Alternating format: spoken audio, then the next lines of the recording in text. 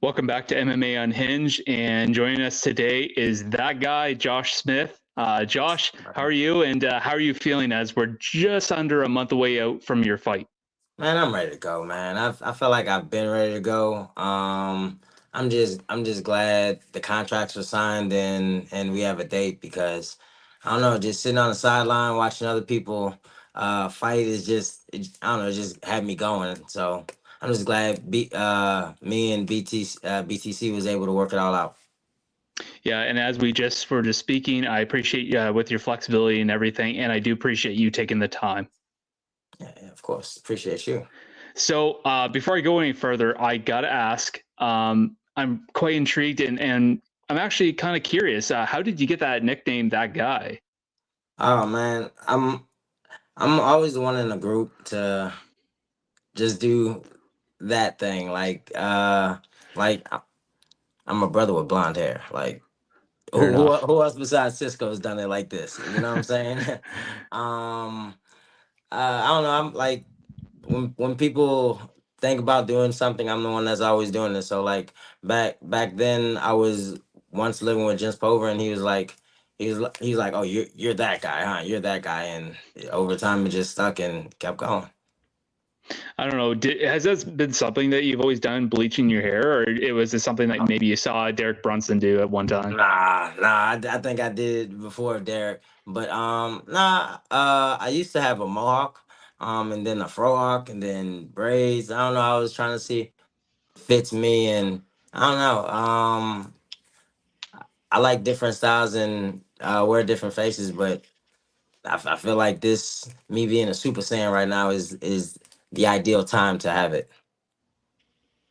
For sure, for sure. I feel like, and also not only do you like it, but also I think it gives you that fighter identity as well. Yeah, yeah, I guess so. I guess so. I mean, it's funny. People come up to me. They say one or two things. They say, "Are you gay or are you a fighter?" And I'm like, "Eh, "What do you think?" And then they're like, "You have the ears," and I'm like, "Ah," and I also have and they're like, "Oh," and I'm like, "Ah, yeah." No worries, no worries. You train at such a fantastic gym like ATT. How is fight camps going so far? And have you been working on anything in particular for this upcoming fight? Just sharpening my skills as always. But fight camp is I feel like there's people who have fight camps and there's people who live it. And I mean, I'm in the gym every day. It. The only difference with fight camp is we change the way we eat. We train hard every day, so it's it's an ongoing thing. It's a lifestyle. It's not just a camp for us. So after I beat him, I'm gonna come back home and start training again for whatever else might pop up. And can you kind of talk about how this fight kind of came together over in BTC? I mean, you're over in Coconut Creek, and this fight's over way in like I believe Burlington, if I'm not correct, over in Canada. So how did this fight come together? Well, my manager, AJ, is pretty badass, and he made all the connections, and they reached out to me, and I responded. I had a couple of other fights, like had potential lineups, but and also actually I was supposed to fight 2 weeks before they called me, but I cut my eyelash and like it was a bad cut. But healed in 2 weeks, but by the time it healed, it was already time for them to fight, and yeah, or time for us to fight, and BTC hit us up, and I guess I'm coming off a nice, clean victory, a nice, clean finish. So I guess they seen what I had, and it was like, this makes sense. Yeah, June Plus, I 8th. think I was supposed to fight Tony Laramie like when he was 6-2, but Oh, okay. stuff just didn't fall through. Well, I was just gonna say June 8th. Here we go. So that being considered, obviously you're gonna be fighting in Canada. I can only imagine you're probably glad you're not coming here in the winter when we get all that snow, Yeah, considering all the weather that you get in Florida. I fought in Canada before in the winter, and that was terrible. Oh, the whole stadium was cold. I remember it was. I fought Chad and Helliker in Canada. Yeah, so that was a fun match, but it yeah, no. No, especially coming from Florida, dealing with the temperature change. I'm still gonna be all coated up. You guys probably be like, oh man, this is nice and warm. I'm gonna be Well, unfortunately, a lot of guys that come from fighting from like somewhere like Florida or in the South anyway, when it's nice and warm, even when spring, it'll be like 20 degrees or well, I don't know what it is Fahrenheit in the United States, but it'll be like 20 degrees over there, and they come here and they're just like it's so cold, and like by March, usually it's bearable. Like us Canadians, I think we like to say that so it's 20 it's not bad, but degrees. it's Oh still my cold. god. But once it hit, our normal could be anywhere from like minus 5 to 10. So when it's already like 5 degrees, we're like, no, here comes the shorts. So you always got that one guy that has to wear the shorts. Yeah, we're in our 90s right now, so yeah. I don't know where it compares to where the difference between Fahrenheit and the other one compares, but yeah, I know it's always in our 90s. Our winters get to like 65. So I don't know. For me, it's the place to be. For sure, for sure.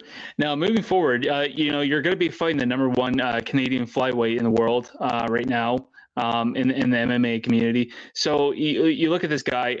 Do you kind of relish the fact the moment that you get to come in and fight in his hometown and maybe upset that home crowd? No, I honestly don't care that he's the number one in Canada. Like, no offense to the Canadians, but I'm going face to face with the number one guy in the world at our weight class, and in the practice room, and also I'm going against like the number one guy across seas with Adriano Morales and Alexander Pantoja and Kyoto Horiguchi. I feel like we have the number one guy in all the major organizations at flyweight. Hmm. I don't think it's gonna be anything I haven't seen before. Yeah, So and I mean, like he's got that really hot streak right now. He's been going on that big streak. What kind of factor do you feel you can bring in that can put a halt to his success? experience, grit. Some guys with experience kind of stay lax. I think in every one of my fight, I'm always willing to come. I don't have any give up or quit in me. Um, and I think I'm just gonna represent my team to the best of my capabilities. Like I don't see. Yeah, I just don't see where him being the number one guy in Canada it would deter me from beating him at all, like or changing my mentality on what he's capable of. I'm sure he's gonna bring it. I'm sure he's gonna do his best, but like I just think my experience and the things I've seen and done is gonna outshine his. And are you a guy that likes to give up predictions? Uh, I Not so much. I mean, there's times I call it and I'm like, ha, I actually called it. But like, I don't really think about it whenever I go into fight. I go into fight to finish anyone at all times. Like every time, Hmm. every punch I'm throwing is coming to finish you. Every time I take you down, it's coming to finish you.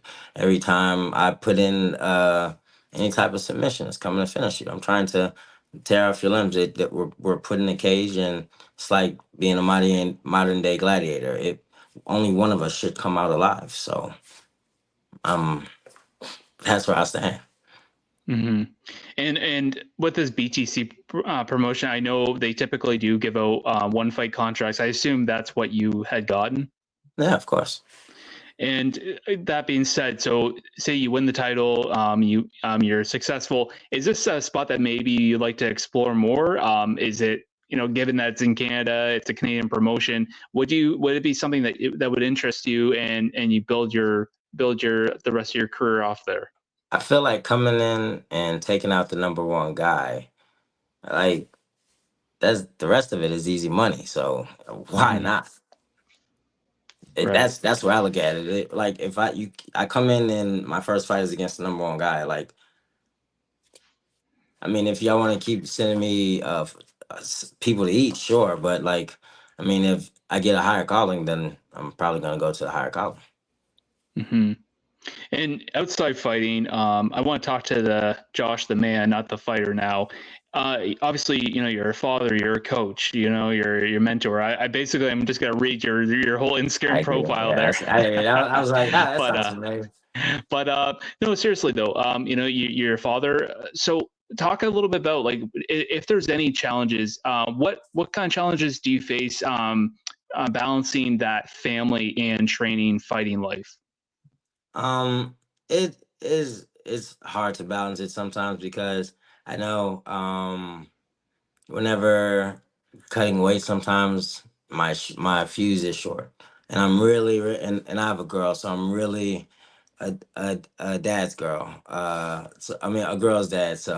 Um, so I'm really like kind to her, and I'm really and she's only 2 years old, and I'm really just really sweet to her and her mother, and my mother, and I'm surrounded by a bunch of women, so whenever they call like it or come at me, sometimes they're like, oh, daddy's cutting weight. But lately my weight cuts have been pretty on point, and I've changed up my nutrition really well, so it I feel like it's been getting better with experience and the knowledge I've gained over Hmm. years, and the help from the champions around me. So watching their journey, and relating it to mine, and taking those little things and adding it to mine, seeing the right way to balance everything.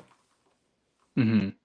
And then speaking about like your gym, you've thrown out the name Pandoja there. I know you got a chance to train with him. What do you think about his performance with Steven Ersic and being it so close? Man, Panthers is always the dog. I was very surprised it was that close because um I watch him fight every day in the gym, and I've seen this man perform, and I just don't think there was any way that in the final round he was gonna let Usyk take it from him. Like if he thought the round was 3-1, or if we thought we were up, I still don't think he like that's where he comes in the gym. He comes from the start to from start to finish. So I feel like the whole fight there, you can't have any round you get to take off. You have to fight to win at all points, and he's coming to Hmm. finish you at all points. So I feel like me fighting him and training against him and the other great guys in our gym, I've learned so much from these guys, and yeah, it's just nothing's gonna be new under the sun that I've when it's time to fight. Well, you just spoke about learning so many things. What was probably the biggest thing you've learned from Alexander Pantoja? Believe in yourself. Believe in yourself. I always have doubts because Hmm. I've had a rough early start in my career. I was just taking the biggest name fights I can get when I was 1-0, 0-2, or 1-2, or whatever the case may be. I was 4-3, and I fought a guy 40, 46-20. Like it, I didn't have any guidance, and I felt like, Hmm. and like without that guidance, you run into a bunch of mountains, and I kind of like at a point in my career, I kind of didn't didn't I'm not gonna say didn't value myself, but I just didn't always believe that I was the best. And me fighting these guys every day and listening to them talk just gave me all the confidence that I need. I was like, Hmm. oh, I am a badass. I am that guy. And then yeah, just my the wife, the kid, everybody just, I don't know, everybody, like I felt like everybody believed in me more than I was believing in me. And then Yeah. I don't know. One of my coaches just laid out to me. He was in my last fight. Whenever I dropped the guy, he was like, "You see, you believe in yourself, right?" And I was like, "Yeah, I did." So, Yeah, I think so. um, good shit, man. and I mean, like, as a guy that you've been around for a while, and obviously you can always learn new things from, maybe the up and comers and the people, maybe like the amateurs. But you being a guy that's kind of a vet now, do you feel like you have a responsibility to be that kind of guy, that guy in the gym, and to be a leader for these up and comers? Well, I mean, if you know anything about American Top Team, like, I feel like every one of our guys can teach their own class. Like Yeah, there's room to learn from everyone, from the 6-time world jiu-jitsu champions to the Olympic champions to the NCAA champions to yeah. the boxing professors. There's greatness all around me. So I think being there has been the correct place throughout my whole career because there's always someone I can learn from, and I don't think my experience or age comes into play because all these guys here has been doing it their entire lives as well. So yeah, like is it's it's an abundance amount of knowledge that I can just continue to learn from. Plus, all my coaches are all time greats and vets. So like anything they say, I don't care how old I get. I'm just like, yes, man. So let's go. Let's get it. Run through this wall. All right, I'm trusting you. Boom. So I'm there. Excellent. Thanks, Josh. And I appreciate you taking the time again. I know you're in fight camp here, and I know you have a month out. So I don't want to take much more of your time here. So I just want to say thanks again for taking the time, and just good luck on June 8th. Appreciate it, man. Good luck with you. And I'll catch y'all then.